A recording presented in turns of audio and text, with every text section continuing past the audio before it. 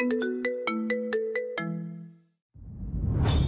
শোনো না গো, আমাদের পুতুল ডায়েরি চ্যানেলটি সাবস্ক্রাইব করে পাশে থাকা বেল আইকনটি বাজিয়ে দিও প্লিজ। আর গল্পটি ভালো লাগলে অবশ্যই লাইক কমেন্ট করে শেয়ার করে দিও। ধন্যবাদ। সৈয়দ ফারহাদ মোহাম্মদ বাড়িকে মেরে জয় পাগল হয়ে উঠল। জিন্না ও তার মাকে খুঁজতে পেল না। চারিদিকে তোলপাড় উঠে গেল ব্রিগেডিয়ারের মৃত্যুর খবরে, যেখানে তখন বাংলায় তাদের অনুকূল সময় চলছে।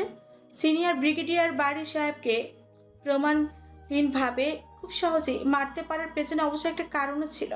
জয় খুব সহজে ফারহাদ সাহেবের সঙ্গে দেখা করার সুযোগ পেয়েছিল, সেটাও একান্তে ফারহাদ সাহেবের রাজধানীর ফ্ল্যাটে দিনের বেলা। জয় চলে আসার পর তিনি অধীর আগ্রহে অপেক্ষা করেছেন। জয় দেখা করতে আসবে, একটাবার হলেও আসবে। জয় যায়নি। ফারহাদ সাহেব জানতেন জয় তাকে বড় ঘৃণা করে, কিন্তু তবু আশা রেখেছিলেন। বাঁকা জয়ের প্রতি একটা অঘোষিত স্নেহ তার জমেছিল ভেতরে। জয় অবশেষে ওনার সঙ্গে সাক্ষাৎ করল। মানুষটা ভীষণ খুশি হয়েছিলেন, আবার একটু লজ্জিত। জয় নিশ্চয়ই জবাব দিয়ে চাইবে কেন তিনি জয়ের বড় বাবাকে মেরেছে। জেদি ছেলেটা কর্তব্যের মানে বুঝবে না, যাকে ছোটবেলায় নৈতিকতা শেখাতে গিয়ে নৈতিবাচক চরিত্রে পরিণত হয়েছে তিনি। জয় কেবল একটা কথা জিজ্ঞেস করেছিল, বড় বাবাকে মারলেন কেন স্যার? ফারাজ সাহেব একটু কথা গুছিয়ে নেবার ফাঁকে জয় আবারও বলে, আপনি জানেন আমার কেউ নাই, আমার খাতিরে ছেড়ে দিলেন না কেন? সব তো কেড়ে নিছেন। দেখেন আপনারা সফল, আমার কাছে কেউ নাই, কিচ্ছু নাই।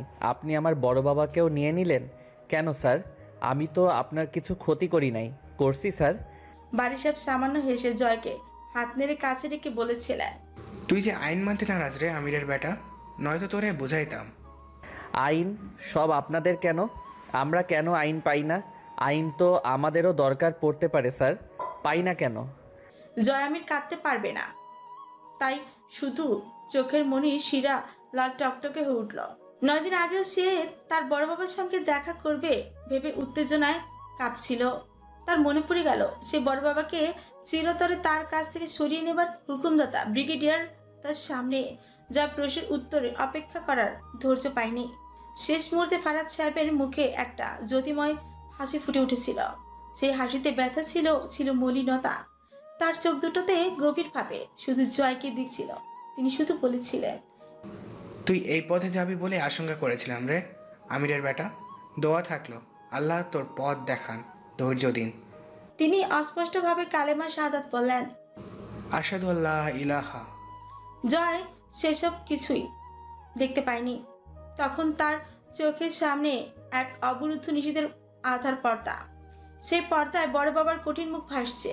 জয় শেষবার সেই রাতে বড় বাবার কোলে চড়ে বড় বাবার চেহারা দেখেছিল, অভিজাত কঠিন লাল গম্ভীর মুখখানা।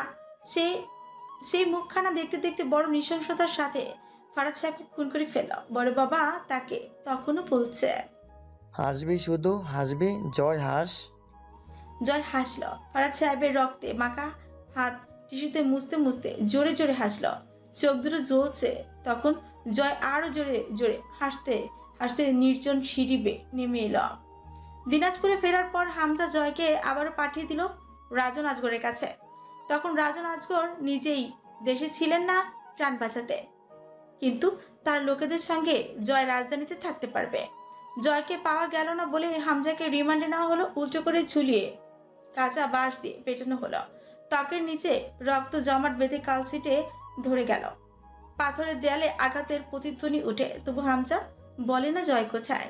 জ্ঞান হারিয়ে ফেলার পর সামান্য চিকিৎসা আবারও চেতনা ফিরানো হলো তার।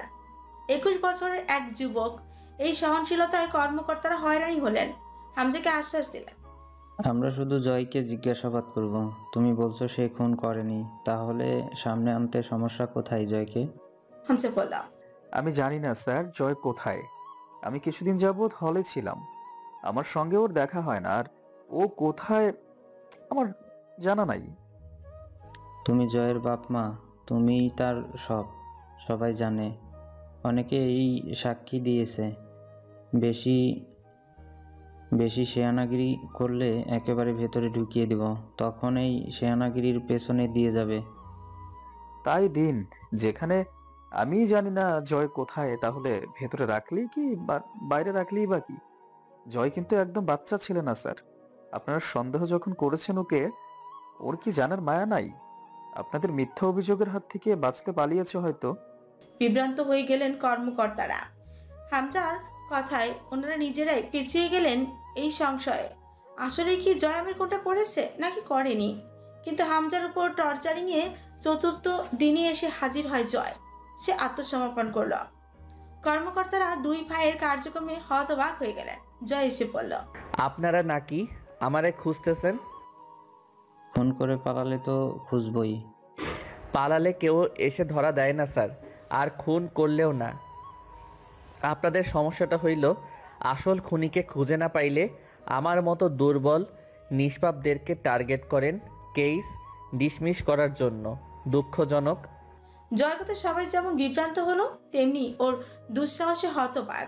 জয় হামজার সাথে দেখা করার জন্য সামান্য একটু সুযোগ চাইল।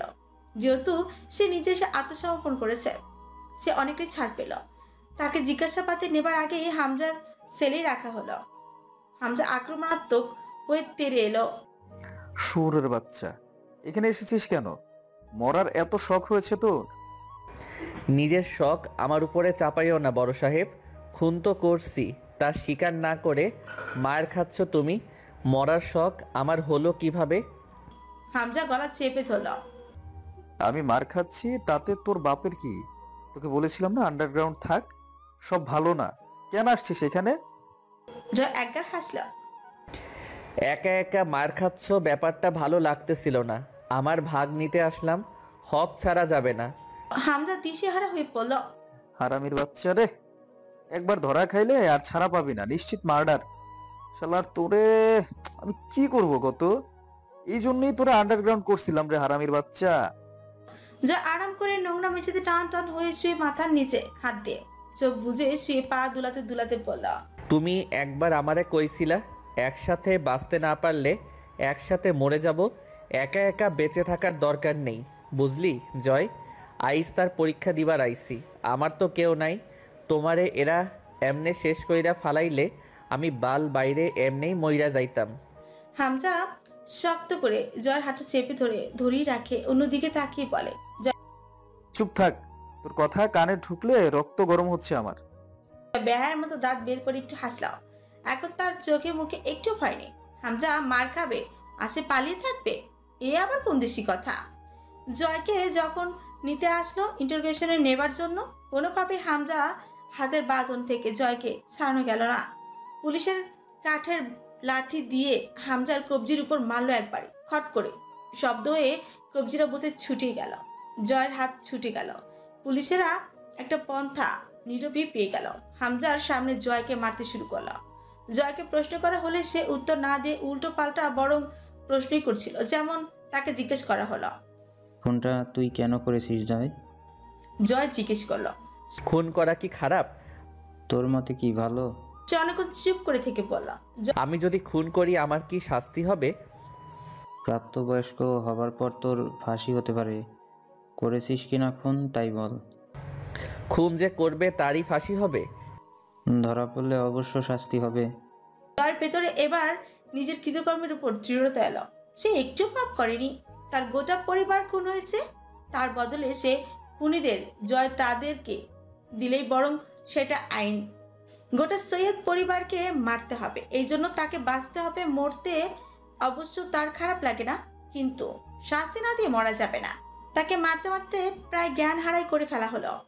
কিশোর বলে ছাড় পেল না সে, কিন্তু স্বীকার করলো না কিছুই। এক সময় কান ফেটে রক্ত বেরিয়ে আসে জয়ের। মেঝেতে পড়ে নাকে আঘাত পাবার পরেও জয় নিজের সবটুকু চেষ্টা করে নিজেকে আর্তনাদ করা থেকে থামাতে। তার ভয় হয় তার আঘাতে হামজা নির্ঘাত খুনের দায় নিজেই স্বীকার করে বসবে। হলো সেরকম। হামজা পুলিশের কাছে পায়ের কাছে গিয়ে বসে পড়ল। জয় কিছু করে নাই স্যার, ওকে মারবেন না। পুলিশ পৈশাচিক হাসল। তাইলে কি তুই করেছিস? হামজা চট করে বলল, হ্যাঁ। আহ জি স্যার, মানে খুন করি নাই, কিন্তু আমার অপরাধ আছে স্যার। আমি জানি কে খুন করছে। জয় তখন শরীরের ভর ছেড়ে দিয়েছে, চামড়া ছেঁড়া শরীরে মেঝের উপর পড়ে আছে। আগ্রহ পেয়ে বসলো পুলিশ। হামজা সেলিমের নাম বলে দিল। পুলিশ জিজ্ঞেস করলেন, এ কেন মারবে? ব্রিগেডিয়ারকে? হামজা জানালো, কারণ সেলিম বারি স্যারের মাদ্রাসায় কিছু বছর আগে আগুন দেবার সময় আমাকে কাজে লাগিয়ে কিছু বছর আগেও একবার সেই মাদ্রাসায় আগুন দিয়েছিল। তারপর মাদ্রাসা থেকে খুব মারধর করে তাড়িয়ে দেওয়া হয় সেলিম কাকাকে। সেই রাগ। তো তুই বলতে চাইছিস সে এবার বারি সাহেবকে মারতেও তোকে ব্যবহার করেছে? হ্যাঁ স্যার, জয়কে বারি সাহেব খুব ভালোবাসতো। আমাকে হুমকি দিয়ে সেলিম জয়ের মাধ্যমে বারি সাহেবের সাথে দেখা করার সুযোগ করে নিয়েছিল স্যার। আমি জয়কে পাঠাইছিলাম সেলিম কাকার কাছে, মানে সেলিম কাকার সাথে। এই আমার অপরাধ। কিন্তু জয় খুন হওয়া দেখে নাই, ওকে বের করে দিয়েছিল সেলিম কাকা। আর ওর সিঁড়ি বেয়ে নামাই দেখেছেন আপনারা। তারপর আর সেলিম কাকার সাথে দেখাও হয় নাই আমাদের। প্রমাণের অভাবে আরো কিছুদিন টর্চার করেও ফায়দা না পেয়ে দুই কিশোরকে ছেড়ে দেওয়া হলো বটে। এবং হামজার কথা বেশ বিশ্বাসযোগ্য হলো, কারণ সেলিম আসলে নিখোঁজ ছিল। এই কাজটা হামজার বড় ভাইয়েরা অন্তত করেছিল হামজাকে রক্ষা করতে। সেলিমকে সাময়িক গুম করে হয়েছিল। সেলিমের লুকিয়ে থাকার ব্যাপারটা মুস্তাকিন সহ সংগঠনের সবাইও হামজার স্টেটমেন্ট আরেকবার বিশ্বাস করল, কারণ সেলিমের দ্বারা এমন কিছু অসম্ভব নয়। আবারও সে খুনের পরপরই লাপাত্তা, আবার সে জয় চলে আসার পরপরও সত্যি অনেকবার মাদ্রাসা জয় হামজাকে একাধিকবার ক্ষতিগ্রস্ত করার চেষ্টা করেছে। জয় ও হামজার ভালো চিকিৎসা হলো না, কারাগারের মারগুলো শরীরে বসেই গেল। সদ্য যুবক বয়সে হামজার উচ্চ রক্তচাপ সহ হৃদযন্ত্রে বিভিন্ন রোগ শোক দেখা দিয়ে গেছিল এতদিনে। দিন দিন এইসব ঘটনাবলী হামজার ভেতরে পৈশাচিকতার ভান্ডারই গড়ে তুলেছিল। তার কেবল ক্ষমতা চাই, ক্ষমতাই। সেই মারের আঘাত কাঁচা থাকতে থাকতে জয় নিখোঁজ হলো। সেলিম ফারুকী বড় সূক্ষ্ম কৌশলের সঙ্গে জয়ের মস্তিষ্ক ও শরীরকে একসাথে ধ্বংস করার কৌশলেই মুছলেন। অন্ধকার কবরের মতো কোথাও একটা তাকে আটকে রাখা হলো মাসখানেকের মতন। সেলিম ফারুকী জয়ের সাথে সেই দিনগুলোতে যা যা করেছিল, জয় সেই সময়টা মৃত্যুর সঙ্গ নিয়ে বেঁচেছিল। কিন্তু মৃত্যু এবারও তার সঙ্গে প্রতারণাই করল। সেলিম ফারুকীর কৌশলী টর্চার জয়ের মস্তিষ্ক ও শরীরে চিরস্থায়ী ক্ষতি সাধন করতে সক্ষম হলো। জয়ের মাংসপেশি ও রক্ততে বিভিন্ন আজব উপসর্গ দেখা দিয়েছিল এ সময়। সেখান থেকে ফেরার পর থেকে জয়ের মাংসের ভেতরে কামড়াতো, নাক দিয়ে রক্ত পড়া থেকে শুরু করে বিভিন্ন ভয়ানক উপসর্গ ও শরীরের যন্ত্রণা ড্রাগে আচ্ছন্ন হয়ে উঠল সে। সেলিম ফারুকীর ইনজেক্ট করা অবিরাম ড্রাগ জয়ের ড্রাগের প্রতি নির্ভরশীল করে তুলল। নিয়মিত সেবনের জন্য সেসব মেডিসিন ডাক্তাররা দিল, তাকে কোনোদিনও গ্রহণ করতে দেখা যায়নি। ডাক্তার একটা চমৎকার ভবিষ্যৎবাণী করেছিলেন, জয়ের লোহিত রক্তকণিকার গুণগত মান নষ্ট হবার পথে, এবং সে যে সকল ড্রাগে অভ্যস্ত হয়ে পড়েছে তা তার শরীরের নষ্ট কোষের বৃদ্ধিতে বেশ ভালোই সহায়তা করেছে। এটা ভবিষ্যতে ব্লাড ক্যান্সারের রূপ নিতে পারে। জয় শরীরের ব্লাড মাদার সেলগুলো সব মিলে খুব খারাপভাবে ক্ষতিগ্রস্ত। 3টে বছর মুস্তাকিন বিশ্বাস করেছিল তার আব্বাকে সেলিম মেরেছে। সেই সময়টা সে হন্য হয়ে সেলিমকে খুঁজেছে, কিন্তু সেলিম সন্দেহের দায়ে পলাতক। এতে আরও বিশ্বাসযোগ্য হয়েছিল সেই অপরাধী। কিন্তু 2006 শুরুর দিকে মুরসালিন জানতে পারলো সেলিম পারেনি, মেরেছে জয়। যে জিন্নাকে জয় বছরের পর বছর খুঁজে পায়নি, সেই জিন্নাই আমির, মুরসালিন ও তাদের সংগঠনের নেতাকর্মীদের হাতে বন্দী হলো জয়কে ধরার টোপ হিসেবে। সময়টা হামজা ও জয়ের জন্য অতিরিক্তই প্রতিকূল হয়ে উঠেছিল। তখন বিরোধী সরকারের সময়সীমা প্রায় শেষের দিকে, তত্ত্বাবধায়ক সরকার আসার সময় হয়ে এসেছে প্রায়। হামজা ও জয় জানের মায়া ত্যাগ করে নিজেদের দলীয় প্রচারণায় নামলো। তাদের শেষ সুযোগ এটা। এবার দল ক্ষমতায় আসতেই হবে, অন্তত তাদের দুজনের অনেক পুরনো হিসেব চুকানোর দায়ে হলেও। সে সময় জিন্নাকে ছাড়িয়ে আনতে জয় পাগল হয়ে উঠেছিল। তার একুল ওকুলে কেউ নেই জিন্না ছাড়া। এতে করে বর্তমানে দলীয় কর্মসূচিতে ব্যাঘাত ঘটছিল, যা হামজার পক্ষে সহ্য করা সম্ভব নয়। তাদের জিততে হবে যে কোনোভাবে। জীবনের হিসেবের খাতাগুলো পড়ে আছে, শরীরে আঘাত, পেটে খিদে, প্রবৃত্তির নেশাগ্রস্ততা, বদার আগুন। হামজা এগুলোকে এড়িয়ে সাধ্যি রাখে না। হামজা এগুলোকে এড়ানোর সাধ্যি রাখে না। তাকে জিততে হবে। জয় যতটা উতলা হয়ে উঠেছিল জিন্নাকে মুক্ত করতে, একবার ওকে দেখতে হামজা ততটাই উদ্বিগ্ন হয়ে উঠল জয়কে হারানোর আতঙ্কে। সবে তাদের যাত্রা শুরু হয়নি, তার মাঝে জিন্না ঢুকে এলো। মুস্তাকিন জিন্নার মুক্তির বদলে জয়কে চায়, যেখানে জয় নিজের মুস্তাকিন জিন্নার মুক্তির বদলে জয়কে চায়, যেখানে জয়কে নিজের রাখতে হামজা দুনিয়ার সাথে একটা যুদ্ধ অবতীর্ণ হতে পারে। জয় তার রগে রগে মিশে যাওয়া সঙ্গদোষ, ডান হাতের মুষ্টিতে আঁকড়ে ধরার মতো হাত বুকের সাথে মিশিয়ে পিঠে চাপড় মারার মতো শক্ত সিনা। জয় তার এক জন্মের পাপাচারের সঙ্গে সেই জয়কে ছোট্ট বয়সে জিতে এনেছে। তা রুহু না গেলে জয় যাবে না, তার রুহু না গেলে জয় যাবে না। জয়কে সে আশ্বাস দিল নির্বাচনে জিত তাদেরই হবে, তারপর দুনিয়া তাদের। এখন শুধু প্রচারণার কাজে মন লাগা। দেশে মার্শাল জারি হলো। হামজা সেনাবাহিনীর হাতে মার খেল, দেহে ছেপে যাওয়া দাগের সংখ্যা বাড়ল, গাঢ় হলো ক্ষতগুলো। ভেতরের আগুন নিভে ব্যথা গলে যায়, তা লাভায় পরিণত হলো। যা জ্বলন্ত কিন্তু শান্ত গলিত, তা দাউ দাউ করে জ্বলে না, কেবল নিঃশব্দে বয়ে যায় জমিন পুড়িয়ে ছাই করতে করতে। নবম সংসদ নির্বাচনে অনুষ্ঠিত হয়েছিল 2008-এর ডিসেম্বরের শেষ তারিখে। জিতে গেল হামজাদের দল। এবার হামজার আধিপত্য বিস্তারে আর বাধা এলে হামজা তা মানবে কেন? বাধা হয়ে যা আসবে তা ছাই হবে। মুস্তাকিনের ভেসে বেড়ানোর দিন এলো, চারদিকে তাদের আটক, গুম, খুন বাড়ল। সেরকম ভাসমান এক সময় বন্দি জিন্না আমির গায়েব হয়ে গেল তাদের আটকখানা থেকে। কেউ জানলো না জিন্না কোথায়। জিন্না আমির হামজার হাতে বলি হয়ে গেল এক রাতে। জয়ের শেষ পিছু টানকে মেরে হামজা হাত মুছে ফেললো কালো পাঞ্জাবির নিচের পৃষ্ঠে। জয় জানিনি তা। দিন যত যাচ্ছিল জয় উন্মাদ হয়ে উঠেছিল জিন্নাকে পেতে, আর তার অগ্রাসন বাড়ছিল সৈয়দ পরিবারের প্রতি। হামজা যা চাইছিল ঠিক সেই মোতাবেকই সব এগুলো। হামজার ওয়ার্কশপ উঠলো, বাড়ির নকশায় বড় ঘর তৈরি হলো। নিজের নকশায় তৈয়ার করেছিল পাটোয়ারি বাড়ির বড় ঘরটা। দৈর্ঘ্য প্রস্থে 65.30 ফুট। বড় ঘর তৈরির খাতিরে হামজার বাড়ির মোট মিলিয়ে বিশাল হলো। দোতলার অর্ধেকের বেশি খালি পড়ে থাকে, সেখানটা পরিত্যক্ত। বড় ঘরে গুদামের অংশে মেটাল মেল্টিং মেশিন এলো। 2012-তে বড় ঘরে সেই ধাতু গলানোর চুল দিতে সর্বপ্রথম সেলিম ফারুকি করেছিল। তাকে পিস পিস করে কেটে কেটে গলানো হয়েছিল চুলেতে। হামজা কেটেছে, জয় গলিয়েছে। সেলিমের পা হাতের একাংশ পচে ক্ষয় হয়েছে বড় ঘরে। সেলিম ফারুকির হাতে পাথরের আংটির কমতি ছিল না, কিন্তু প্রথম দিন বড় ঘরে ঢুকে সেই ক্ষয়িত হাতের আংটিগুলি দেখেছিল। মুস্তাকিন মহান পিবিআই ডিপার্টমেন্টে ইনভেস্টিগেটর নিযুক্ত হলো। তখন বাংলাদেশে পিবিআই ডিপার্টমেন্ট পুলিশের এক নতুন ব্রাঞ্চ। চারিদিক এক বছরের কম সময় মুস্তাকিনের দল বিরোধী তদন্ত ও কার্যক্রমের ফলে উপর মহল থেকে আদেশ এলো তাকে প্রথমেই চাকরি থেকে বরখাস্ত করতে, পরে দুনিয়া থেকে।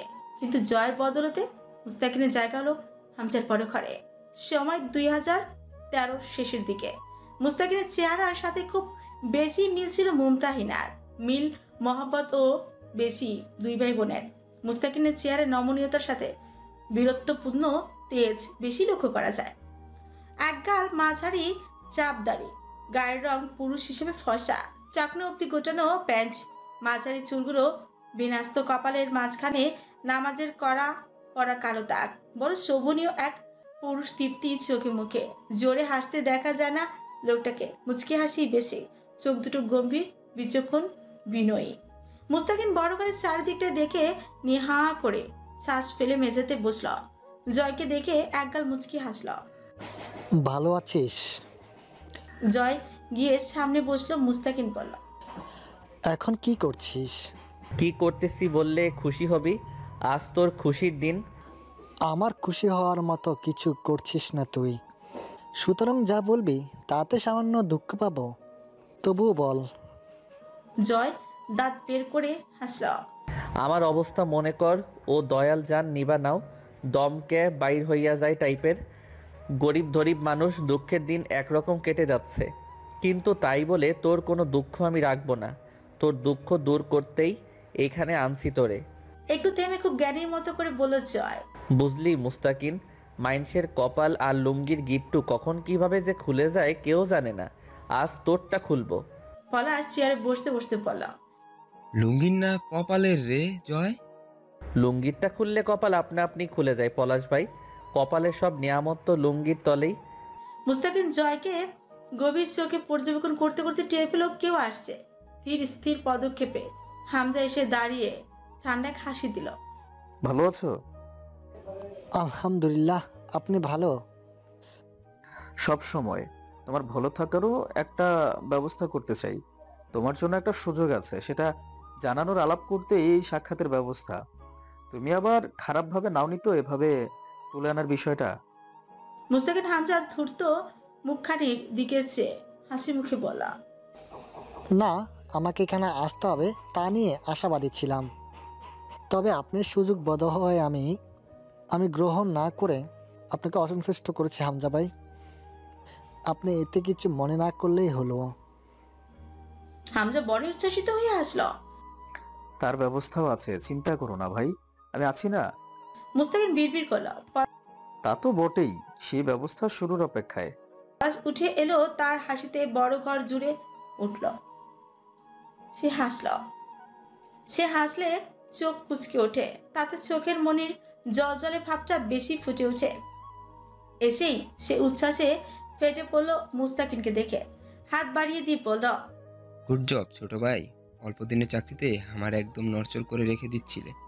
তোমার তদন্তের কাজে অত্যন্ত সন্তুষ্ট আমি। আরেকটু সুযোগ পাইলে একদম আমারই খালাস করে দিতা, কোনো সন্দেহ নাই। সাহসের ব্যাপার স্যাপার। Good job, I appreciate. Good. Mustakin একটা দীর্ঘশ্বাস লুকিয়ে বলল। ধন্যবাদ। জিন্না কোথায় রে?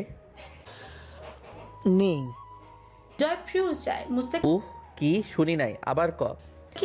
শান্ত চোখে চেয়ে রইল। জয় আবার জিজ্ঞেস করল। জিন্নাকে ফিরিয়ে দে, তোর জান দেব। মুস্তাকিন হাসে। জয় চেয়েছি। মুস্তাকিনের কাঁধে হাত রাখলো। চাইবি? সত্যি বলছি, বিশ্বাস কর, তুই জান চাইবি আমার কাছে। হ্যাঁ, আব্বারটা দে, ফিরিয়ে দে। জয়ের চোয়াল আটকালো।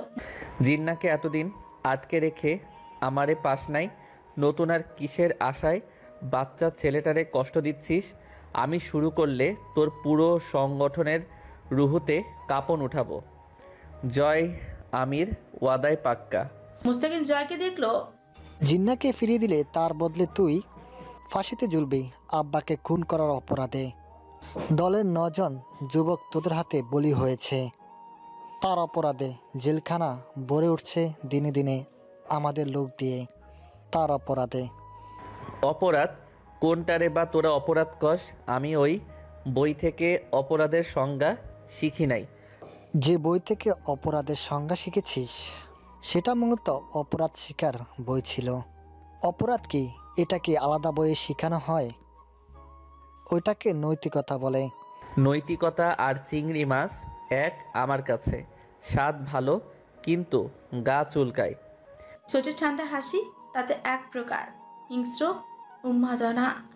জিন্নাকে ফেরত দিবি মুস্তাকিন। তোর শরীরের নৈতিক রক্ত আমার অনৈতিক হাতে লাগলে চামড়া জ্বলার সম্ভাবনা আছে, যা আমি চাইতেছি না আপাতত।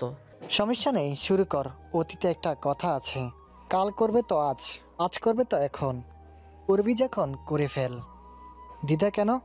জিন্না কোথায় আমি জানি না, মূল্যও জানি না, বাঁচলেও জানি না। হামজা চুপচাপ মেশিনের খণ্ডের সাথে হেলান দিয়ে দাঁড়িয়ে রইল। সে খুব ভালো দর্শক, চুপচাপ দেখতে তার ভালো লাগে।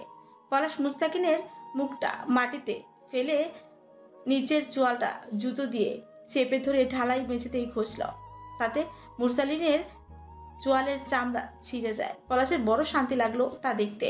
পলাশ অমায়িক হেসে বলল। আমার নামে কমপক্ষে 26টা কেস খুলছিল তুমি মুস্তাকিন। আমি কি এতই খারাপ?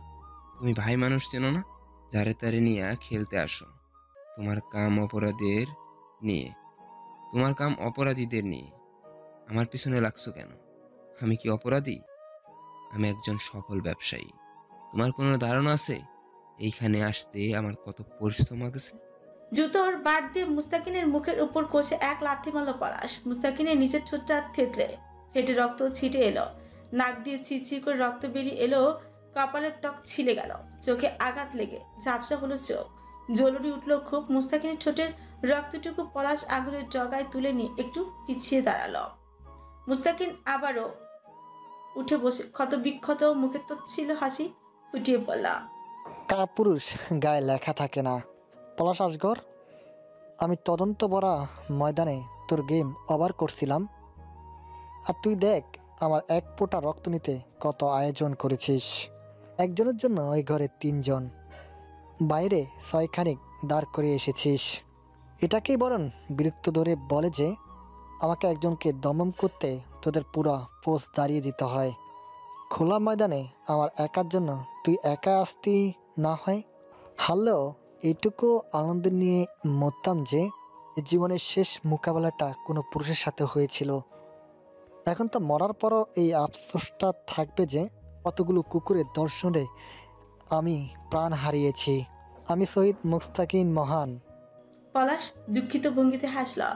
আমি তোর আফসোসের চিন্তা করছি না ইনভেস্টিগেটর। আমি আমার সৌভাগ্যের কথা ভাবছি যে তোর মতো একজন সৎ বীর আইনের কর্মকর্তার মহান শরীরে আমি আমার কুত্তামার্কা দাঁত বসাতে পারবো। এই দুঃখে আমি তোকে জীবিত রাখবো ইনভেস্টিগেটর। ফরাগের মাঝে আমি তোর পরিচয় জীবিত রাখবো। ওকে লোক চিনে না, তোর বীরত্বপূর্ণ নামে চিনবে। পলাশ অলস পায়ে হেঁটে গিয়ে একটা বস্তা টেনে এনে জয়ের সামনে রাখে। তাতে হকস্টিক, মেহগনির কাঁচা খড়ি, রড, ছুরি, দা, চাপড়, বড় বড় কয়েকটা স্ক্রুড্রাইভার, হাতুড়ি, ছোট্ট কুড়াল, কয়েকটা শাবল ইত্যাদি। বেশ ভার বস্তাটা। পলাশের জোয়ান বলবান শরীর ঘেমে উঠল এই খাটুনিতে। জয় শরীরের শার্ট ও গেঞ্জি খুলে শার্টটা ফেলে দিল মেঝেতে। গেঞ্জিটা মুস্তাকিনের মুখে গুজে দিয়ে তখন রড দিয়ে পেটাতে শুরু করলো। হামজা আস্তে করে সেখান থেকে চলে যায়। সে নতুন বিয়ে করেছে।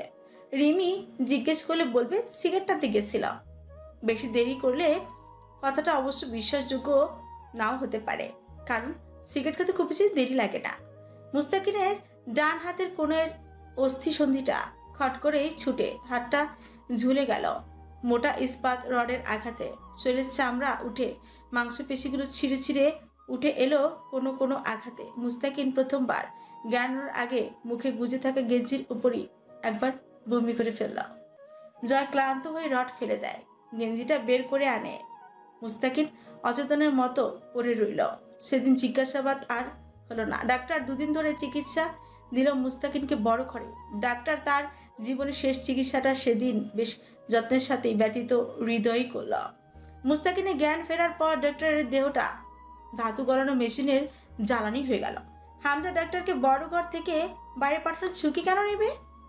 সে একই প্রশ্ন জয়েরও। জিন্নাকে ফিরিয়ে দে, তোকে খুন করার খুব একটা ইচ্ছে নেই আমার। মুস্তাকিন বুঝেছিল জয়ের ভেতরের উন্মাদনা। সে যদি বলে জিন্না নিখোঁজ, জয় বিশ্বাস করবে না। সে জন্মগত অবিশ্বাসী। সে ধরে নিবে জিন্নাকে ওরা মেরে ফেলেছে। মুস্তাকিনের চোখের সামনে আম্মা, মুমতাহিনা, মুরসালিন আর মাদ্রাসার ছোট ছোট এতিমগুলোর মুখ ভেসে উঠল। জয় ওদেরকে মশার ঠ্যাঙের মতো ছিঁড়ে ফেলবে। মুস্তাকিন শেষ মুহূর্ত স্বীকার করেনি জিন্না হারিয়ে গেছে। সে বছর ধরে জিন্নার খোঁজ করেছে, কিন্তু না খুঁজে পেয়েছে আর না তাকে অপহরণ করতে পারে তার কোনো প্রমাণ বা হদিস মিলেছে। তার ধারণা ছিল কেউ জিন্নাকে সরিয়ে নিয়েছে, কিন্তু সে জয়ের ভেতরে এই খেয়াল কোনোভাবেই আসতে দিতেই পারে না যে জিন্না বেঁচে নেই। জয় উন্মাদ ও অন্ধ, তাকে বিশ্বাস করানো যাবে না জিন্নাকে মুরসালিন মারেনি। মুস্তাকিন জয়ের ভেতরে এই ভয়টুকু রাখলো যে সৈয়দ পরিবারে হামলা হলে জিন্নার জান যেতে পারে, যাতে মুস্তাকিনের পরিবার আপাতত সুরক্ষিত থাকে জয়ের কাছ থেকে।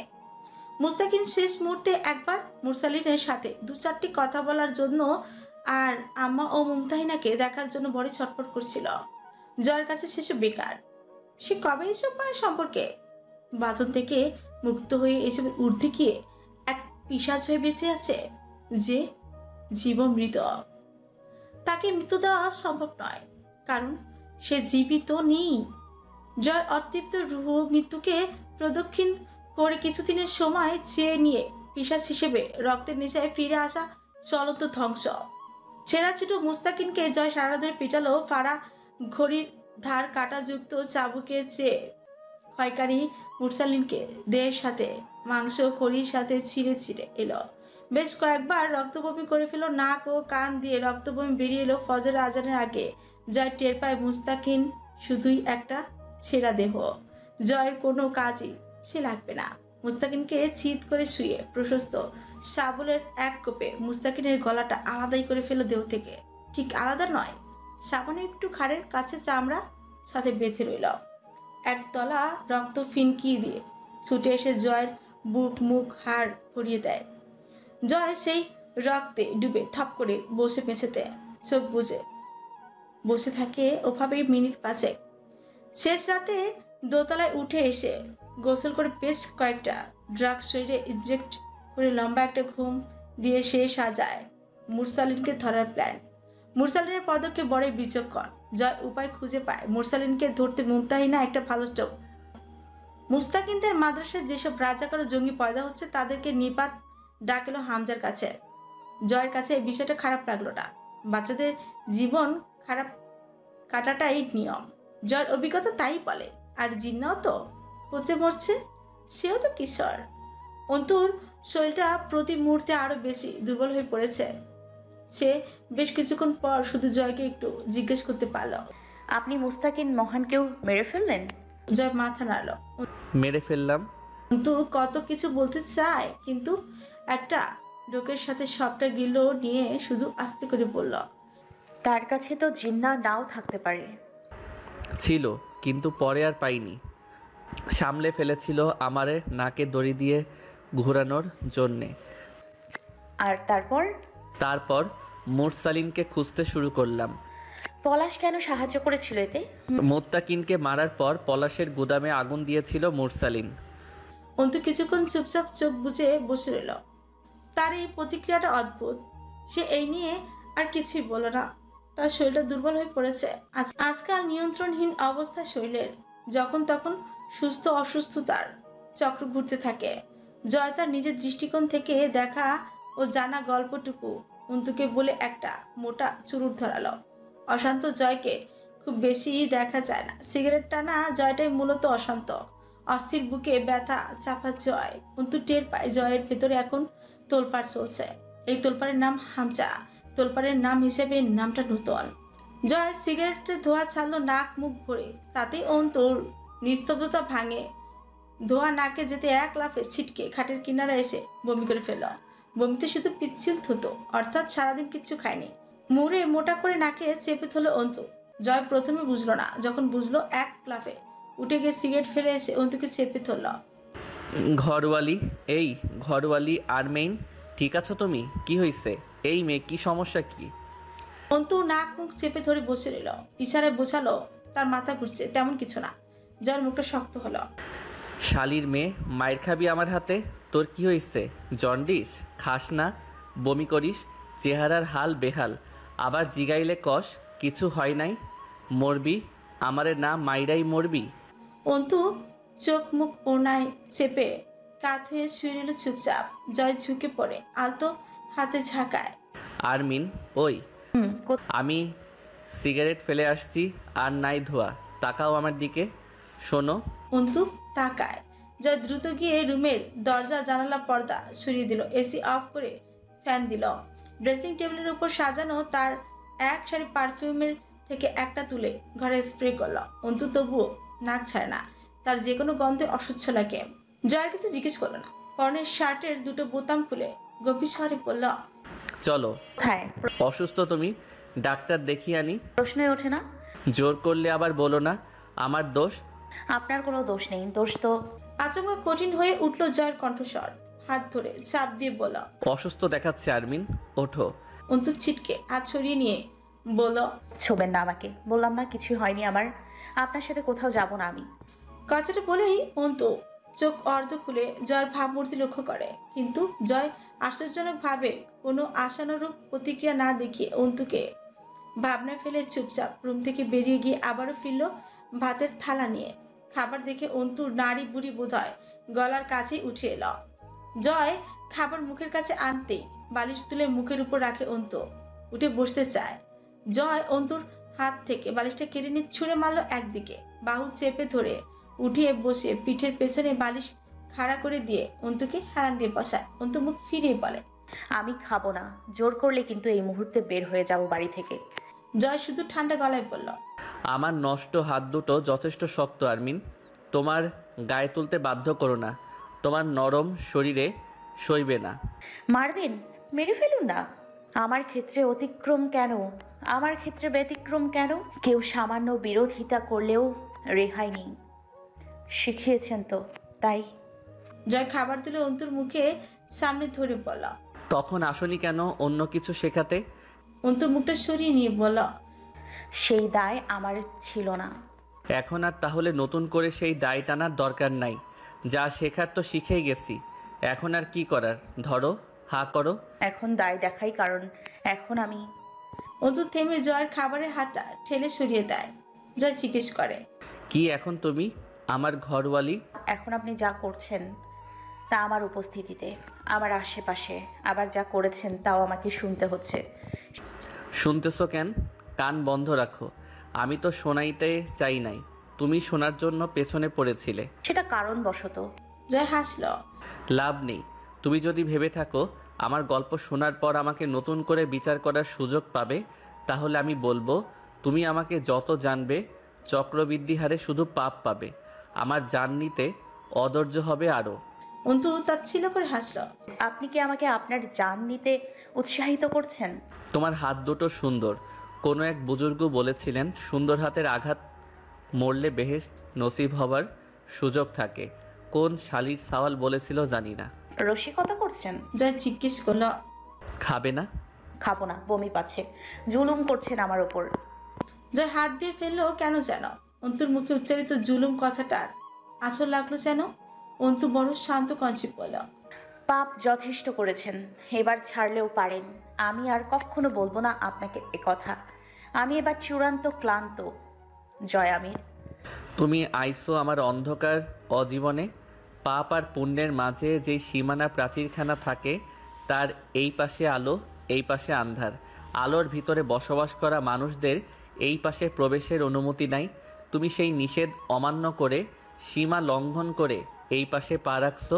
দোষ কার? সেই প্রাচীরখানা ভেঙে ফেলুন না, সেটাই তো বলছি। এই প্রাচীরটার নাম অনুতাপহীনতা। আত্মসমর্পণ করুন, তাহলেই তো এ পাশের আলো ও পাশের অন্ধকারকে সরিয়ে আলোকিত করে তোলে। আলো গতি রুখে দেয়া যায় না, তার সামান্য পথ পেলেও অন্ধকারে ধ্বংস করে। অন্তু চোখ বুজে মাথাটা হেডবোর্ডে ঠেকায়। জয় কেমন করে যেন হাসল। এই প্রাচীর আমার মতন পাপীরা নিজেদের বহুদিনের পাপ সাধনার মাধ্যমে নিজ হাতে গড়ে তোলে। ঘরওয়ালি, তা চাইলেই ভাঙা সম্ভব হয় না। এই অন্ধকারের সাথে আমার রুহু অবধি জড়ানো। হয় রুহুটা বের করে নাও, নয়তো আমাকে ছেড়ে দাও আমার পথে। এখনো পথ ফুরায়নি। মানুষের ব্যথার অভিশাপ আর কত কামালে আপনি তৃপ্ত হবেন আমি জানতে চাই। জয় হেসে উঠল। কেউ আমায় পাপী বলে ডাকলে আমার শান্তি লাগে। আমার রক্ত আর অনুপ্রেরণা খারাপ। ঘরওয়ালি, বড় বাবা বলতো পাপ যখন করবি লোকে পাপী বললে দোষের কি, তবে পাপের চেয়ে বেশি বললে সেই পাপটুকু করে পূরণ করে দিবি। এই যা বড় সাহেব বলে, পাপীদেরকে পাপের পথে থামতে নেই, পরিণতি ভয়াবহ হয়। অন্তু কিছু বলতে যাচ্ছিল, জয় চট করে অন্তুর ঠোঁটে ডান হাতের তর্জনী চেপে ধরল। গোসলও করো নাই? কি করছো সারাদিন? অন্তুকে আবারও কোলে তুলে নিল জয়। বাথরুমের দিকে যেতে যেতে বলল, কি ছলনা পাকাচ্ছ? বলো তো ছলনাময়ী, আমি কি বুঝতে ভুল করছি আজকাল আমার ঘরের দুশ্মনকে? অন্তু চোখ কুচকে জয়ের শার্ট আঁকড়ে ধরে একটু। জয় থেমে গেল। ধুক করে উঠল তার হৃদযন্ত্রখানি, তাও টের পেল অন্তু। অন্তুকে বাথরুমের মেঝেতে বসিয়ে ঝর্ণা ছাড়ে জয়। রাত 9টার এই গোসলে অন্তুর শরীরে পানি ঝরে পড়তে দুর্বল শরীরটা থর থর করে কেঁপে উঠল। অন্তুর মস্তিষ্ক প্যানিক চলল। সে মহা গোসলের ক্ষণ তার মাথায় হামলা করল। অন্তু সেদিন বাড়িতে গোসল করেছিল। এই জয় আমির তখন তাদেরই বাড়িতে ঢুকে খাপটি মেরে বসা অন্তুকে খুন করতে অন্তু কি ভুলেছে তা? জয় অন্তুর অন্যটা খুলে নেয়। পানিতে ভিজে অন্তুর দেহ কাপড় লেপটে গেছে। জয় তা এড়াতে চায়। তার চোখ যায় অন্তুর মুখে। অন্তুর চোখ বেয়ে যে নোনা জল ঝরছে তা ঝর্ণার পানিতে ধুয়ে নিয়ে বেয়ে যাচ্ছে অন্তুর শরীর বেয়ে। জয় ঠকিল। অন্তুর সালোয়ার কামিজটা কম্পিত হাতে খুলতে যায় জয়, আবার থেমে আগের নিজের হাত ভেজা সাদা শার্টখানা খোলে। অন্তুর শরীরটা কাঁপছে, চোখ দুটো বন্ধ, কাছে অন্তু। জয় অন্তুর শরীর থেকে কাপড় খুলে নিয়ে নিজের শার্টটা পিছিয়ে দিল অন্তুর দেহে। অন্তুর ভেজা থুতনিতে আঙুল নেড়ে জয় বলে, তোমাকে হাসতে বা কাঁদতে তেমন দেখিনি আমি। হাসবে না জানি, কান্নাও চলবে, কাঁদো। জয়কে কেউ ডেকে বলল, আজকের পর তোর বউয়ের সৌন্দর্যের মামলা উঠলে বলে দিস, তোর বউয়ের সৌন্দর্যকে ম্লান করার সাধ্যই কান্নারও নেই, বরং কান্না সৌন্দর্য পায় তার চোখে এসে। জয় মলিন হাসে। অন্তুর গায়ে পানি ঢালে। অন্তুর শরীর ছুঁতে গেলে অন্তু যেন এ জগতে ফেরে। আতঙ্কে আর্তনাদ করে ওঠে। আপনার ছোঁয়াকে বিষাক্তভাবে অনুভব করছি আমি। জয় অন্তুর গলায় বডি ওয়াশ মাখাতে মাখাতে ধীর আওয়াজেই বলে, তাহলে নিশ্চিত থাকো তুমি জয় আমিরের ছোঁয়াই পাচ্ছ। অন্তুর চোখ দুটো আরো শক্ত করে বুঝল। আমি কি আপনাকে বাধা দিতে পারি না এই মুহূর্তে? পারো না? আপনার মতো পাপী কেন আমাকে ছোঁয়ার বৈধতা পেল জয় আমির? প্রশ্নটা ঘুরিয়ে আমি তোমাকে করতে পারি, তোমার মতো নিষ্পাপ কেন আমার মতো পাপীর জন্য বৈধ হলো? আমি নিষ্পাপ নই। সে তো আমার ছোঁয়া লাগার পর। অন্তুর শরীরটা জয় মুছিয়ে দিল তোয়ালেতে, বুকের সাথে হেলান দিয়ে দাঁড় করিয়ে তোয়ালেতে অন্তুর শরীরটা মুড়িয়ে আবারও পাজাগুলো তুলে নিল। বিছানায় এনে শুইয়ে দিয়ে ওভাবে ঝুঁকে রইল অন্তুর দিকে। অন্তুর নাক ও চোখ লাল, চোখ দুটো বোঝা। জয়ের ভেতরে পুরনো এক হিংসা জাগল। তার তুলনায় অন্তু অতিরিক্ত ফর্সা। জয় আরেকটু ঝুঁকে অন্তুর কানের ভেজা লতিতে একটা চুমুকে ফিসফিস করে বলে, আজ তোমার আসামির নামের অভিযোগের খাতায় আরেকটা অভিযোগ লিখে নাও। সে তোমার অসুস্থতার ফায়দা লুটবে আজ, কিন্তু তুমি বাধা দিতে পারবে না। তুমি ঘেন্নায় কাঁদবে, কিন্তু সে তা গ্রাহ্য করবে না।